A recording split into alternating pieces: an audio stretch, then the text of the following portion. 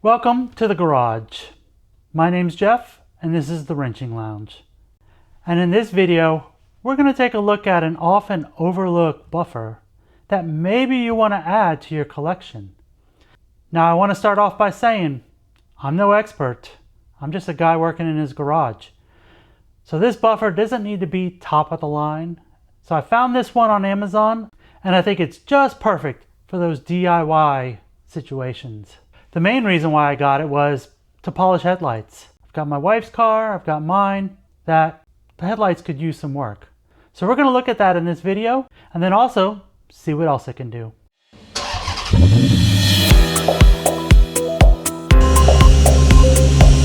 And I'll see you at the Wrenching Lounge.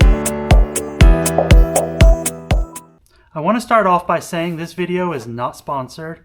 I found this item on Amazon. I believe I got it on sale for about $90. Regular price is about $100, but I paid for it with my own money. So we're going to be looking at the SPTA Dual Action Polisher model DA301. It's a 3-inch polisher that I got, like I said, for headlights and for the smaller jobs on a car that doesn't require like using my 5-inch buffer or anything like that. And again, like I said, I'm just a DIY person, so I didn't need to spend a whole bunch of money. Found this, and in the box, you get all of this stuff.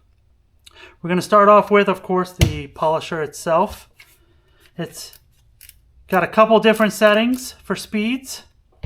It comes with a 3-inch backer pad, and it also comes with a 4-inch backer pad to swap out. Comes with a couple 3-inch pads and a couple 4-inch pads. And of course the handle, instructions. Comes with some polishing compounds. I don't know if I'm going to use those or not. I might try them out on some pieces that I can throw away just in case. But we'll see. Comes with a cleaning brush. Comes with microfiber and a wool pad. Does come with some sandpaper, but I'm going to show you in a little bit what else I got besides using these. And it comes with some polishing pads and of course the tool. And to top it off, it comes with this lovely bag as well as an apron. Yep, an apron, which I think I'm going to use to keep that polish off of my shirt. So overall, I think you get a pretty good deal.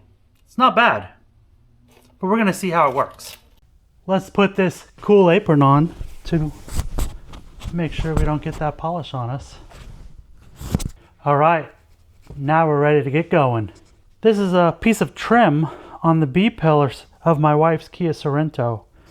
As you can see, it's nice and dull. Instead of polishing it at the time, I just replaced all 4 panels. But I kept them for this exact reason. Maybe I could have polished them out to look brand new. We're going to find out. As I said, it does come with a heavy cut and then a final finish compound, but I don't think I'm going to use this for the plastic. What I'm going to use, what's always worked for me, is the Meguiar's plastic polishing compound. So we're going to try that. I think we might start off with the medium polishing pad and some of this. Don't forget to shake it up. So as I mentioned before, this polisher is a variable speed. So what we're going to do is we're going to change it down to 1 just to start off and get an idea of what it can do. Okay, so we're going to start off with this bigger part of the panel. We'll put a couple dots.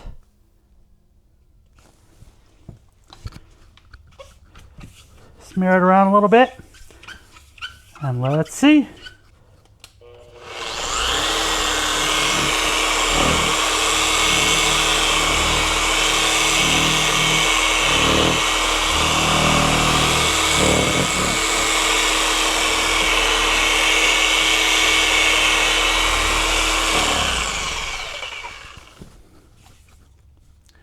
Let's step it up a notch. We're going to go to 3.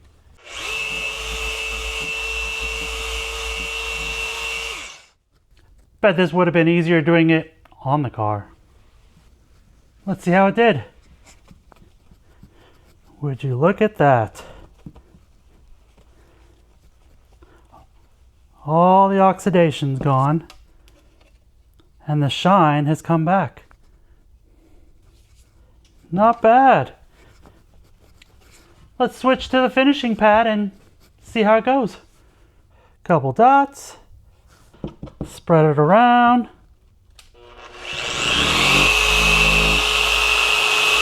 All right, final polish. I think it turned out pretty good. So check this out. I paid $200 for these panels, shipped all the way from South Korea. I could have bought this polisher for $100 and made them look brand new and had a cool tool after the fact. I want to remind you, I'm not a professional. I'm just a guy working in his garage. But so far, I'm liking it. The main reason why I got this polisher was for headlights. And typically on headlights, you want to wet sand the lens to get it all smooth and uniform. It's going to be left really hazy. And then after that, you come in with the polish to remove that haze and leave you with hopefully a crystal clear lens. So to do that, I got this little kit here. It was about $10, $15, but it comes with all different types of wet sandpaper, perfect for a 3-inch polisher. It goes all the way up to 10,000 grit. Don't think we're going to need to go that high, but we'll see.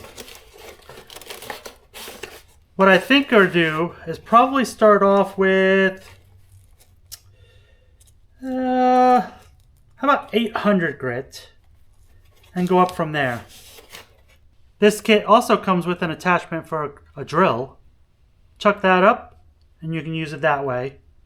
Comes with a little handheld polisher. You can stick the paper on there and do it by hand. Or lastly, it comes with another backing pad. This sticks to your polisher.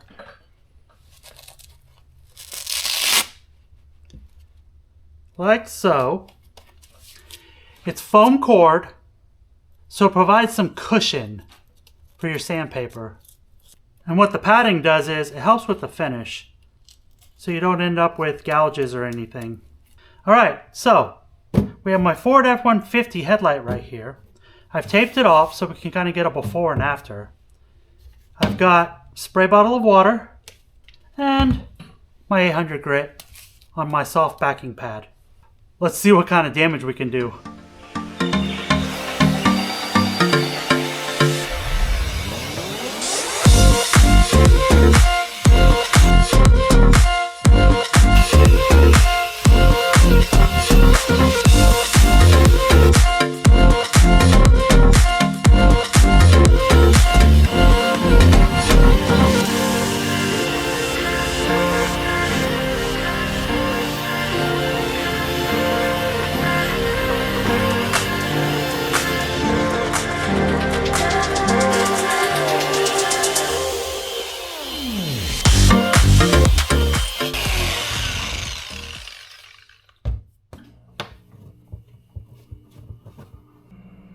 Alright, are you ready for the reveal?